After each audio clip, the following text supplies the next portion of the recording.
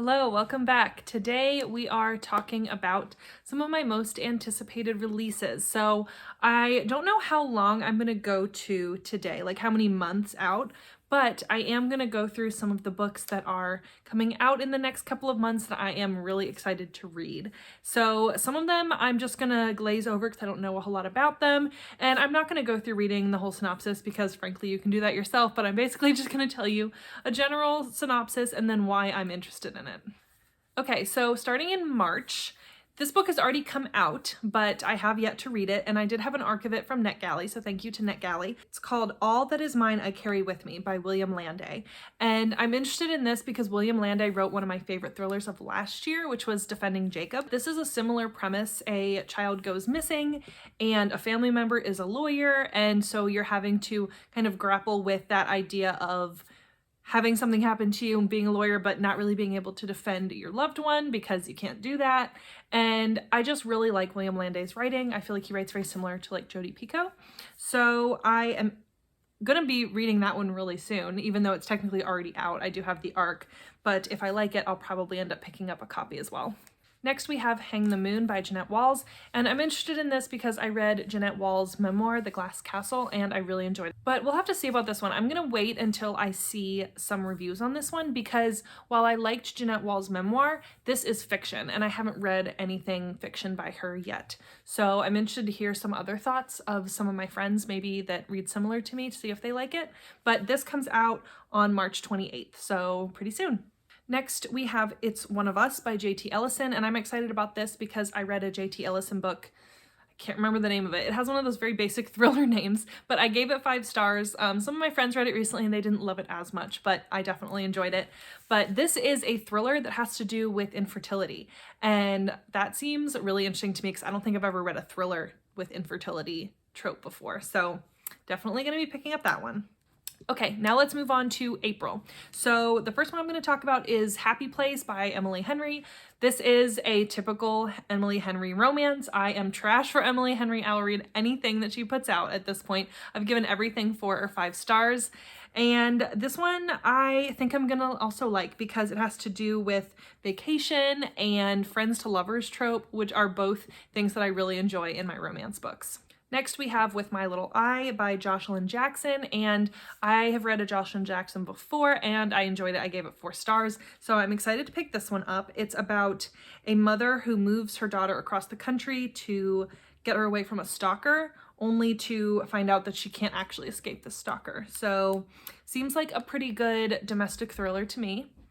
And then we have The Last Word by Taylor Adams. This is one of my most anticipated on this list, and I actually have a physical copy. I was sent an ARC from the publisher, so thank you so much to William Morrow for sending that to me. But this seems so interesting because it's about a person who leaves a negative review of a book and then starts getting stalked by the author. And as someone who talks about books on the internet, I find that very, very interesting because yeah, if you give a bad review to a book, like, that's probably the worst thing that could happen. So I'm very interested to see where Taylor Adams goes with this one, but I have only read No Exit by Taylor Adams and gave it 5 stars, so I feel like this is pretty good odds. And then we have The Senator's Wife by Liv Constantine, and Liv Constantine is a author duo. And once again, I'm trash for Liv Constantine. I keep on picking up Liv Constantine books because I have given one 5 stars. One of my favorite thrillers of all time is The Last Mrs. Parrish, but since that I've given her books consistently 3 stars. But I am still gonna keep picking them up because The Last Mrs. Parrish was so good. It's the same thing with B.A. Paris. B.A. Paris wrote a favorite thriller of mine, and so now I keep picking them up even though I don't really love them. But this seems very typical of what Liv Constantine typically publishes, a domestic thriller about somebody who suspects that their husband is cheating, and so she's trying to save her reputation. And The Senator's Wife comes out in May, by the way. I think I forgot to say, we've moved on to May now. Okay, next we have Drowning by T.J. Newman. I'm very excited about this one as well because I read Falling by T.J. Newman and gave it 5 stars. I absolutely loved it. And T.J. Newman used to be a flight attendant, and so I love that real life experience that's kind of meshed into these books. So I am so excited for her second book, and I think this is very similar. In Falling, it was about a plane that was hijacked while it was in the air, and in Drowning, it's about a plane crash, and I think the plane crashes into the ocean, and they have to be rescued from the bottom of the ocean. Seems very, very exciting. And the cover is similar, so I'm wondering if there's going to be any like similar people. And then in June, we have some more thrillers from some of my favorite authors. So first we have Riley Sager's new release coming out on June 20th, and that is the only one left. And I'm really excited about this because it's a historical fiction thriller. It's set in, I believe, the 80s. So it's set in the 80s, and it seems to be very Lizzie Borden-esque. So I am very interested in this one, and the cover is kind of different for Riley Sager, a little bit more gothic than he typically goes.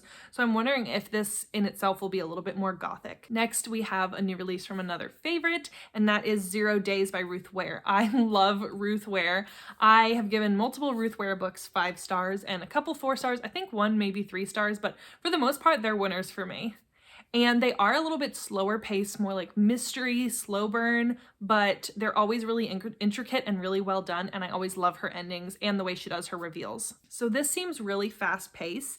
It seems to be a Mr. and Mrs. Smith-esque novel about a woman in a race against time to clear her name and find her husband's murderer. And I also entered a Goodreads giveaway for this one, so we'll see if I win. I've never won a Goodreads giveaway, but I keep entering myself in them, thinking surely at some point it'll happen for me, right? And then we have The Spare Room by Andrea Bartz.